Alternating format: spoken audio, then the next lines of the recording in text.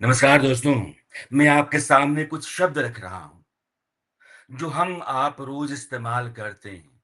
मसलन आराम, अमीर, आतिशबाजी, बाजार, जिंदगी, दुकान, तस्वीर, दर्जी, कमीज, चादर और पता नहीं ऐसे सैकड़ों शब्द मैं आपके आगे रख सकता हूं जिनका इस्तेमाल हम रोज करते हैं, बेरोक टोक करते हैं। हमको लगता है कि सारे के सारे हिंदी के शब्द हैं। हम दिन रात बोलते हैं। औरत, कसरत, मकान, दुकान, नुकसान, वकील, ये सारे हमारे शब्द हैं। हिंदी में रोजाना इस्तेमाल करने वाले इनके बगैर हम क्या बोलेंगे? लेकिन ये हिंदी के शब्द नहीं है और ना ये सारे शब्द उर्दू के हैं, अरबी के भी नहीं है। ये सारे के सारे शब्द जिनकी गिनती अभी मैंने आपके सामने की या आपको बताया, वो फारसी के हैं। फारस देश, ईरान, फारसी की जमीन ईरान हिंदुस्तान से कितनी नजदीकी से वाबस्ता है, इसका अंदाजा हम लगा सकते हैं, हम समझ सकते हैं। आज वह ईरान इजराइल के साथ जंग के बाद अब अपनी राह पर है, लेकिन चर्चा में। जंग खत्म हो गई है, नए सिरे से होगी भी नहीं। लेकिन जिस मिट्टी में फिरदौसी का शाहनामा मुल्क के मयार का परचम लिए खड़ा रहता है, शाहनामा पढ़िएगा। मुझे लगता है कि दुनिया के बेहतरीन लिटरेचर में से एक है। जिस सरहद के दायरे में खयाम की रुबाइयां इंसानी रिश्ते की रूह पकड़े रहती हैं, रुबाइयों का जिक्र है हिंदुस्तान के भीतर कई गानों में।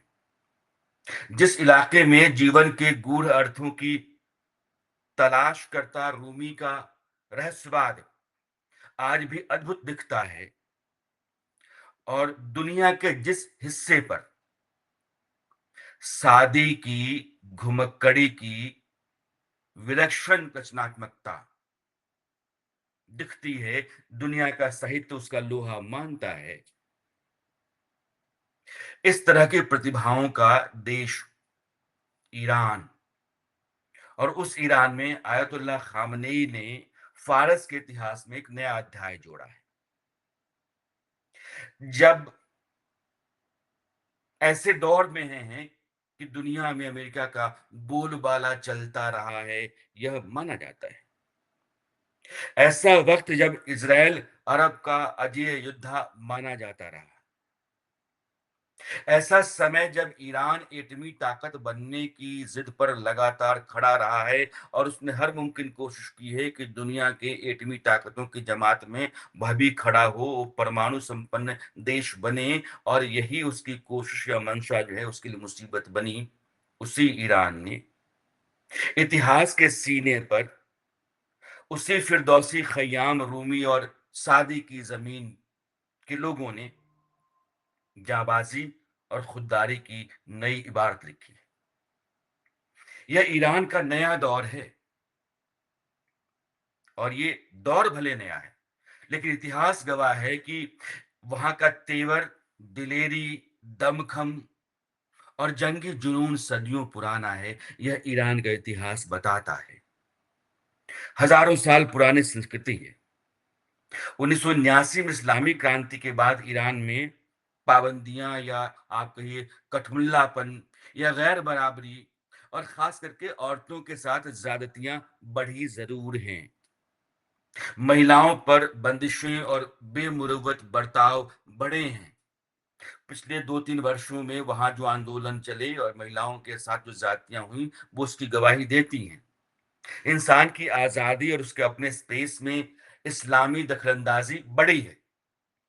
लेकिन इसी दौरान ईरान अपनी फौजी ताकत और इस्लामी देशों का झंडाबरदार बनने की कोशिश में बेइंतहा इजाफा किए हुए रहा है। वो हरदम इस बात के प्रयास में रहा कि जितने भी इस्लामी देश दुनिया में हैं, उनका वो नायक बने, उनका मालिक मुख्तार बने, वो उसकी अगुवाई में चले।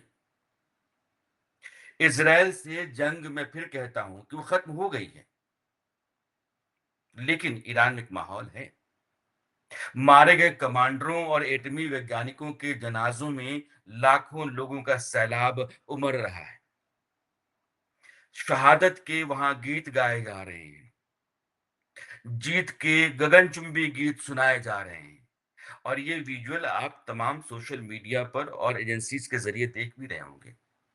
ईरान के लोगों को वहां की इस्लामी हुकूमत ने जंग में जीत का नतीजा ही बताया है कि ईरान ने इसराइल को उसकी औकात दिखा दी और अमेरिका के चेहरे पे तमाचा मारा।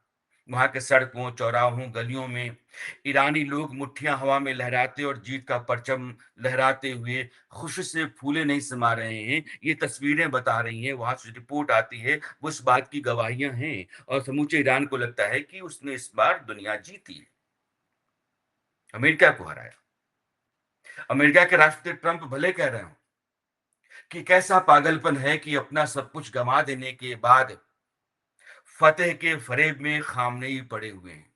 वो अपने देश के लोगों को बताते हैं कि हमने जीत दर्ज की है। ये सब झूठ है, सफेद झूठ है। भले ही इज़राइल के प्रधानमंत्री नेतन्याहू कह रहे हों या उनको लग रहा हो कि उन्होंने ईरान के एटमी प्रोग्राम को तहस-नहस कर दिया, ईरान को दशकों पीछे पहुँचा दिया है। वो जो तुरंत एटम बम बनाने की हालत में था, वो अब संभव ही नहीं ईरान के लिए फ़िलहाल कई वर्षों तक। मगर खामनेई के देश में यह लोगों के दिलों में गहरे बैठ गया है कि अमेरिका और इज़राइल को ईरान ने, खामनेई की हुकूमत ने, ईरान की फ़ौज या आईआरजीसी ने दिन में तारे दिखा दिए। ये ईरान के लोग मान रहे हैं। ईरान के भीतर यही एक यकीन बचा है। अब ईरान से या ईरान के सबसे बड़े जो शिया मौलवी हैं, आयतुल्लाह का मतलब ये होता है कि सबसे बड़ा पढ़ा-लिखा मौलवी, तो आयतुल्लाह नसीर माकरम शिराज़ी, उन्होंने ट्रंप और नेतन्याहू के नाम का फतवा जारी किया है और इस फतवे में उन मौलाना ने कहा है कि ये दोनों ईरान और इस्लाम के दुश्मन हैं। दोनों मतलब ट्रंप और नेतन्याहू। दरअसल ये दोनों अल्लाह के दुश्मन हैं। अगर ईरान के दुश्मन हैं, ईरान के हुक्मरान के दुश्मन हैं, तो दरअसल वो अल्लाह के दुश्मन हैं और इनको जीने का कोई हक नहीं बनता है। ये मुहरिब हैं। मुहरिब यानी कि ऐसा व्यक्ति या ऐसी सत्ता जो इस्लामी नेता या फिर इस्लामी हुकूमत को धमकी देता हो, उसको चैलेंज करता हो, उससे जंग छेड़ता हो, उसको मुहरिब कब माना जाता है। और ये दोनों के दोनों मुहरिब हैं और मुहरिब के लिए इस्लाम में जो सज़ा है, वो यही है कि इनकी ज़िंदगी पर एक सवाल खड़ा किया जाए। ईरानी कानून कहता है कि मुहरिब की सज़ा या तो उसको सूली पर चढ़ा देना है, यानी कि फांसी पर लटका देना है या फिर अंग भंग कर देना है, न कोई उसका अंग काट देना है। अगर ये दोनों सज़ाएँ नहीं हो पाती हैं, तो फिर एक और रास्ता बचता है, उसको देश निकाला देना। फ़तवा के साथ ये ऐलान भी इस बात का है कि दुनिया भर के मुसलमान एकजुट हो जाएँ।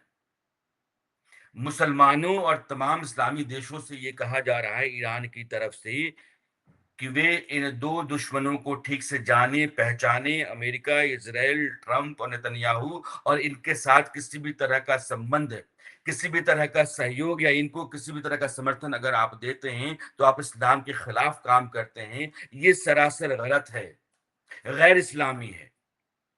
इन दोनों के साथ कोई भी रिश्ता नहीं रखना है, जितने रिश्ते हैं उसको तोड़ देना है और तब तक उनको सबक सिखाना है जब तक उनको अपने किए पर पछतावा ना हो जाए।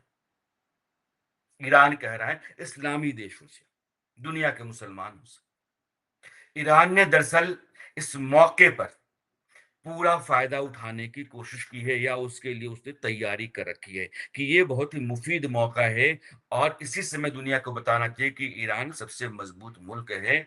उसे पता है कि अब जंग नहीं होगी।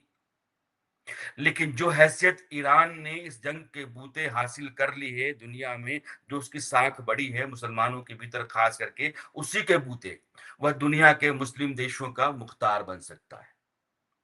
अभी पानी चढ़ा हुआ है, अभी आब आया हुआ है, नाम रोशन हुआ पड़ा है, काम बन सकता है। हर मुसलमान के दिल के भीतर ईरान आज की तारीख में उसकी धड़कन बना हुआ है और इस वक्त का इस जज्बे का फायदा उठाना है। इसलिए वो कह रहा है, लेकिन जो देश आस पड़ोस के हैं, मसलन यूएई, सऊदी अरब, कतर, जॉर्डन, इन देशों को ईरान मंजूर किसी भी कीमत पर नहीं है और ईरान की कोई बात भी नहीं। ईरान की रहनुमाई तो कतई नहीं। ये ईरान को अपना लीडर नहीं मान सकते, इसलिए नहीं कि ईरान शिया है, शिया मुल्क है, इसमें कोई दो राय नहीं, बाकी सारे सुन्नी देश हैं। लेकिन ईरान के भीतर जो व्यवस्था है, वही व्यवस्था ही इन तमाम देशों के लिए एक बड़ा चैलेंज है और बहुत बड़ा खतरा है। और खतरा ये है कि ईरान के भीतर एक ऐसी व्यवस्था है कि कोई भी मौलाना जो है इस्लाम का झंडा बरदार, वो वहां का शासक हो सकता है। बाकी देशों में राजशाही है। आज वहां खुमैनी है, कल खुमैनी थी, आज खामनेई है, कल कोई और हो जाएगा। लेकिन इन देशों में सल्तनत चलती है, राजशाही, एक परिवार, एक खानदान की हुकूमत। ईरान की राह पर तो वे लुटपुट जाएंगे, उनकी पूरी सल्तनत चली जाएगी। आज उनका पूरा जो साम्राज्य है वो नष्ट हो जाएगा। उन्हें ईरान की शासन की व्यवस्था मंजूर नहीं है। दूसरी तरफ टर्की है और टर्की के राष्ट्रपति एर्दोआन है। टर्की में चुनाव भले होते हैं, लेकिन एर्दोआन आज की तारीख में पूरी ताकत के साथ सत्ता अपने हाथ में लेकर के बैठे हुए हैं और वही तुर्की के सबसे बड़े हुक्मरान हैं। और वो एर्दोआन चाहते हैं कि दुनिया भर में खास करके मुस्लिम देशों के भीतर तुर्की का परचम लहराए, इस्लामी देशों का मुख्तार तुर्की बने और सभी इस्लामी देश तुर्की का परचम लेकर के जाएं। उन्होंने सीरिया में जुलानी को सत्ता में बिठाया। अफ्रीकी देशों में अपनी पकड़ लगातार तुर्की मजबूत करता चला जा रहा है। यह एर्दोआन की नीति ऐसी है कि आप तुर्की का विस्तार करते रहो, उसकी पकड़ बढ़ाते रहो। इस्लाम के नाम पर पाकिस्तान और अजरबैजान जैसे देशों के साथ तुर्की खुलकर खड़ा होता है। जंग में उनको सलाह, गोला बारूद और बाकी तरह की मदद मुहैया कराता है। इसलिए खलीफा बनने की जो खुराफात है वो दुनिया के तमाम मुस्लिम देशों में, खास करके सऊदी अरब, ईरान, तुर्की, कुछ हद तक पाकिस्तान भी सपना पाले रहता है, चलती रहती है। ऐसे में कैसे कोई मान ले कि ईरान की मुख्तारी उसे मंजूर है। फिर यहाँ यह भी जाहिर हो जाता है कि ईरान के फरमान का असर जो ट्रंप और नेतन्याहू के खिलाफ है, उन तमाम बड़े देशों में नहीं दिखाई पड़ेगा या उनके ऊपर नहीं होगा जो ईरान को किसी भी कीमत पर ना तो एटमी ताकत के तौर पर देखना चाहते हो, कभी नहीं चाहते हैं कि परमाणु बम ईरान बना करके परमाणु संपन्न देश बन जाए, और ना ही वे ईरान का बढ़ता हुआ कद देखना चाहते हैं, उसकी तरक्की देखना चाहते हैं।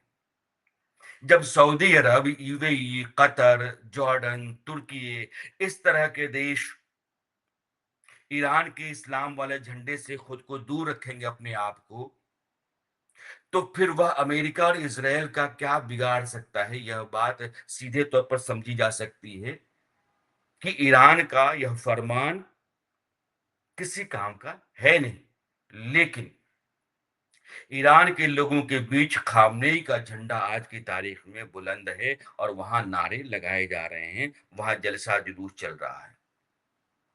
एक बड़ा नुकसान झेलने के बाद कई स्पोर्ट्स की मैं मानूं तो कई साल पीछे जाने के बावजूद और फिर से खड़ा होने में एक लंबा वक्त लगने की संभावना के सच के बाद भी ईरान ने इजराइल के मुकाबले जंग में खड़ा रहकर इतना तो साबित कर दिया है कि ताकतवर मुल्कों का फंदा उसका दम नहीं घोंट सकता है। ये बात ज़ाहिर तौर पर दुनिया के सामने ईरान ने रख दी है इस जंग के बाद तो। उसमें ताकत है और दम भर है। रुबाइयों के देश में रूमी के रहस्यवाद की ज़मीन पर कभी सेनाओं के घर-घर नाद से घायल मुल्क के भीतर ख़याम की रुबाइयों के मायने आज भी हैं। एक रुबाई ख़याम की है जो कहती है कि जागो, जागो क्योंकि रात के कटोरे में सुबह ने वह पत्थर फेंके हैं, ये वह पत्थर फेंक दिया है जो सितारों को उड़ान भरने पर मजबूर कर देता है। और देखो, पूर्व के शिकारी ने सुल्तान के बुर्ज को प्रकाश के फंदे में जकड़ लिया है। फलसफाना है लेकिन आज की तारीख में भी इसकी प्रासंगिकता है, इसकी अहमियत बनती है, इसके मायने। कई दफा वक्त लौट-लौट करके वक्त को ही परखता है, जांचता है, टटोलता है। ईरान आज की तारीख में उसी परख, पड़ताल और आजमाइश से गुजर रहा है। तो आज इस वीडियो में इतना ही, लेकिन मेरे इस चैनल को आप ज़रूर सब्सक्राइब कीजिए, वीडियोज़ लाइक करते रहिए, शेयर करते रहिए। अगर आपको किसी मुद्दे पर कोई वीडियो चाहिए, तो फिर उस वो सलाह भी आप मुझे दिया कीजिए। फिलहाल के लिए विदा दीजिए। नमस्कार।